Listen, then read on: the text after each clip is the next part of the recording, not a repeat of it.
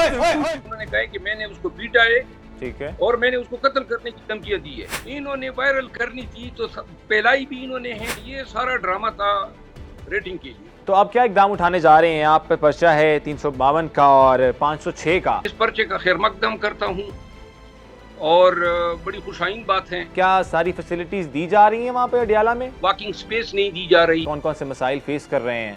कोई मसाइल नहीं बताता है वो।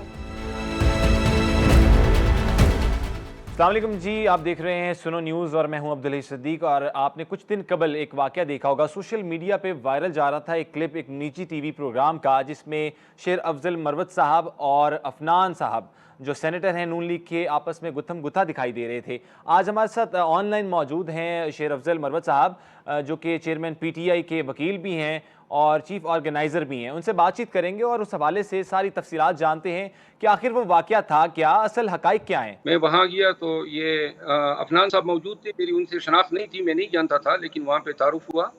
इसके बाद प्रोग्राम शुरू हुआ। पहला सवाल नवाज शरीफ साहब की आमद का था कि आया कानून के मुताबिक उसको क्या ट्रीटमेंट मिलेगी, जिस पे अफनान साहब ने जो जवाब दिया वो कानूनी ट्रीटमेंट पे कम और इमरान खान के ख़िलाफ़ जो है उन्होंने अर्ज़ा सराई की। जब मेरी बारी आई, मैंने in the context of question जवाब दिया और साथ में ये कहा कि ये काम अदालत का है, न पुलिस का है, न नेब का है, ये अदालत का भगोड़ा है। शायद वो भगोड़े का लफ्ज़ इनको पसंद नहीं आया, जिस पे उन्होंने मेरी बातें काट के चेयरमैन PTI इमरान खान को आरामखोर कहा, यहूदी कहा, यहूदी का बेटा कहा, ठीक, और बूट पॉलिश किया और बूट चाट, ये उसने बड़ी ही गंदी ज़बान इस्तेमाल की। और कोई कोशिश नहीं की अपना चौधरी जावेद चौधरी साहब ने कि उनको रोकें या इस अर्ज़ा सराई से मना करें। इसके नतीजे में जो है मेरा बर्दाश्त ख़त्म हो गया था, क्योंकि वो बिल्कुल, और फिर वो हम डायरेक्ट एक दूसरे के साथ, उन्होंने मुझे बुरा भला कहा और मैंने उनको, और फिर इसके बाद जो हुआ वो कैमरे पे सबने देखा है। सही। और इसके बाद जो है ये बकुए के बाद जावेद चौधरी साहब ने एक और किरदार अदा करना शुरू किया। उन्होंने अफनान नुल्ला को जितवाने के लिए जो ऑफ द कैमरा जो ये था फाइट, उसमें उन्होंने इसको सुपरमैन बना दिया। और वो खिफ़्वत जो हुई कि इन सब की, बल्कि पूरी PDM की, क्योंकि ये समझ रहे थे कि ये चपेट जो थी ये पूरी PDM के चेहरे पे पड़ी थी।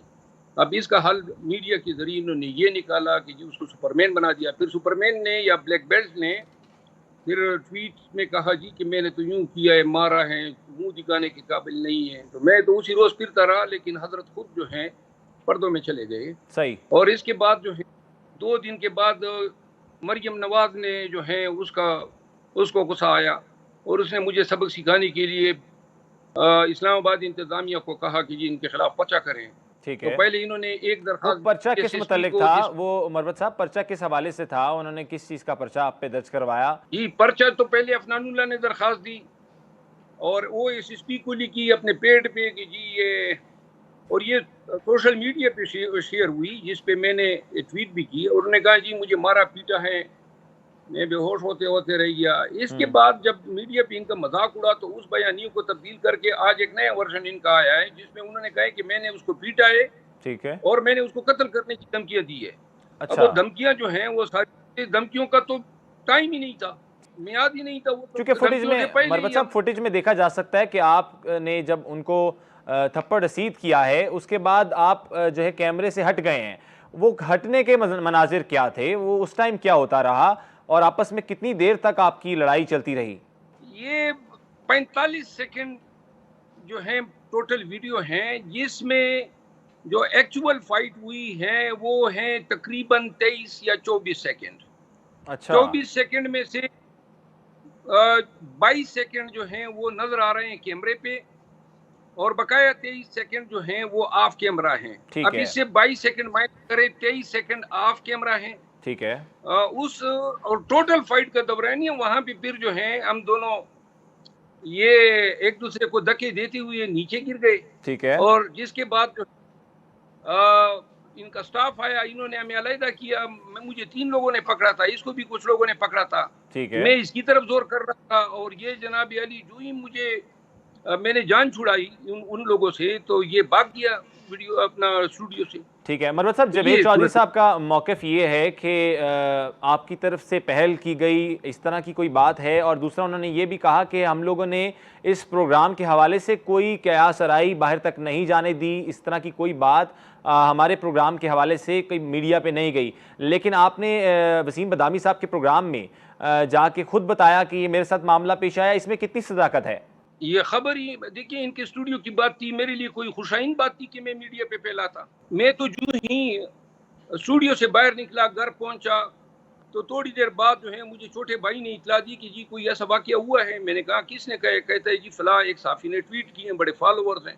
ٹھیک ہے. تو اس کے بعد وہ بات جو ہے پھر مجھے میڈیا کی کالیں آنی شروع ہوئی. اب میں جھوٹ تو نہ بولتا. بالکل. تو وسیم بادامی سے سوال کیا، میں نے جواب دیا. لیکن یہ بیسیکلی خبر انہوں نے وائرل کرنی تھی تو پہلائی بھی انہوں نے ہے، پھر سنسنی خیزی پیدا کی، پہلے تصاویر شیئر کی، پھر اس کے بعد ویڈیو آ رہی ہے. یہ سارا ڈرامہ تھا ریٹنگ کے لیے. تو آپ کیا اقدام اٹھانے جا رہے ہیں؟ آپ پہ پرچہ ہے 352 کا اور 506 کا، تو اس حوالے سے آپ کیا اقدام کریں گے اور آپ کی کیا گرفتاری ممکن ہوگی یا آپ کوئی جو ہے کوئی حل نکال لیں گے اس کا؟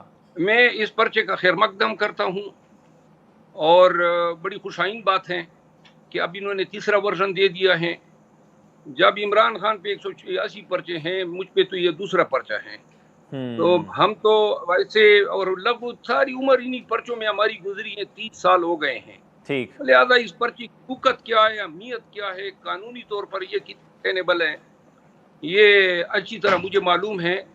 یہ کیس سب کے سامنے آئے گا. دیکھیے یہ مریم نواز شریف نے زیادتی کی ہے، اس نے ذاتیات کی ہیں، اور انہی کی ایمان پرچہ درج ہوا ہے. اور یہ جو قانونی زیادتی کی ہیں، انشاءاللہ وقت آئے گا کہ یہ مریم نواز جو ہیں قانونی طور پر میں اس سے پوچھوں گا کہ بھائی آپ نے اپنے پوزیشن کا ناجائز استعمال کرتے ہوئے یہ ایک غیر قانونی کام کیا. اور انشاءاللہ میں جب یہ پرچہ سیٹل ہو جائے گا تو اب اس نے ثابت بھی کرنا ہے، اور اگر یہ ثابت نہیں کر سکا تو پھر الٹا اس پہ پرچہ ہوگا. ٹھیک ہے. اڈیالہ جیل میں منتقلی جو ہے عمران خان صاحب کی، جو ہمارے سابق وزیر اعظم تھے، تو اب اس کو کس طرح سے دیکھتے ہیں؟ ان کی اپنی درخواست تھی، ان کو کیا ساری فیسلٹیز دی جا رہی ہیں وہاں پہ اڈیالہ میں؟ اٹک جیل سے تو وہاں پہ لے گئے ہیں ان کو. اٹک جیل شاید ان کے لیے قدر بہتر تھا. میری پرسوں ان سے ملاقات ہوئی. ملاقات کا کیا تاثر تھا؟ خوشائن تھے وہ؟ کچھ تھوڑا بہت بہتر تھے؟ اٹک جیل جو تھا وہ ان کے لیے قدر بہتر تھا. ٹھیک ہے. قدر بہتر تھا. وہ خوش نہیں تھے، ان کو واکنگ سپیس نہیں دی جا رہی ہے. اور جس حوالے سے میں ابھی انقریب قانونی پٹیشن دائر کر رہا ہوں اسلام آباد ہائی کورٹ. کون کون سے مسائل فیس کر رہے ہیں؟ کوئی مسائل نہیں بتاتا ہے. وہ چیئرمین پی ٹی آئی جو ہے اب ہمارے ساتھ اپنے مسائل نہیں شیئر کرتا ہے. وہ کہتا ہے میری لڑائی یہ چھوٹے چھوٹے مسئلوں کی نہیں ہے، ایک بڑے کاز کی ہے. ٹھیک ہے. اور اگر میرے ورکر وہ ان مسائل کو فیس کر رہے ہیں تو میں بھی فیس کروں.